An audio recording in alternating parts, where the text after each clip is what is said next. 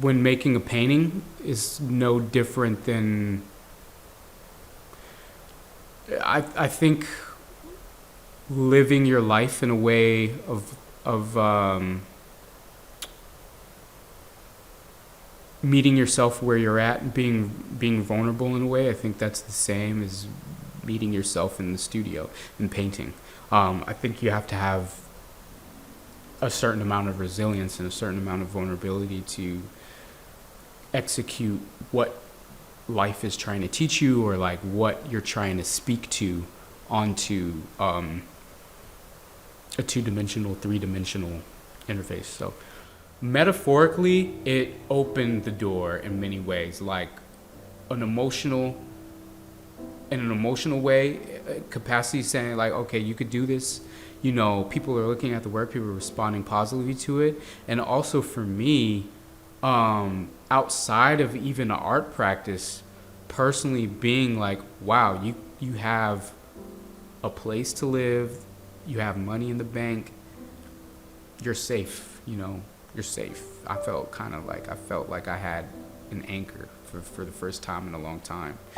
Because I was living out my car, I was living off the couch, you know, I was comfortable doing that. And, you know, in a way, I was more comfortable doing that because I knew if I continued to do that, I wouldn't have anything to lose, really. I was always afraid of, like, losing things. So it took me a while to, like, be comfortable with having things, having money, having a place.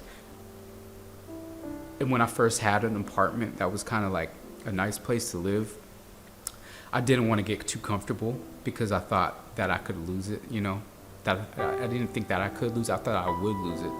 And so I was always in this place of like, and that's something to unpack, because like, I think that came with going through those experiences of not only losing things, but people that were important to me. So that was a lot to unpack for me, and I'm still working on that myself, right, to this day.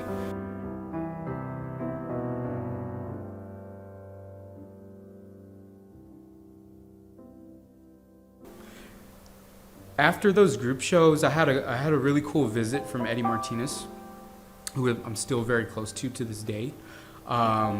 He came to my studio when I had a studio in, like I was saying, it was like in a corner of a basement.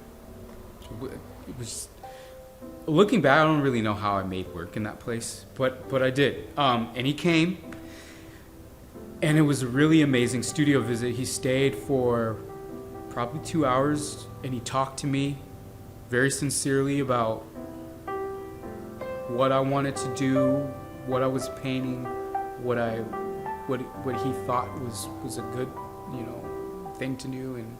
And he really talked to me as a person. You know, I didn't think at that point, you know, that was probably the most prolific artist I had met personally, you know. And to see them in person and to talk to them in that way, that was interesting because, you know, he gave me his time and he didn't have to do that, you know, he didn't have to.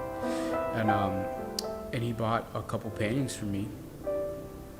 And he told me to keep in touch, and I did. So, you know, when you build those kinds of relationships over time, I think those people are, for me, people that I don't want to let down either. So not only am I like coming here every day to make sure, you know, because I don't take these things for granted, man. Like, who really comes from, I don't know many people that came from like Tacoma, Washington and moved. I mean, I'm not taking any of this stuff for granted. So I want to make sure that when I come into the studio, I'm not cheating myself or the galleries that I'm working with, you know. So, and just in terms of that, and treating it kind of like, it's kind of like a job almost, in a way. When you want to pull up and you want to perform, you know, you want to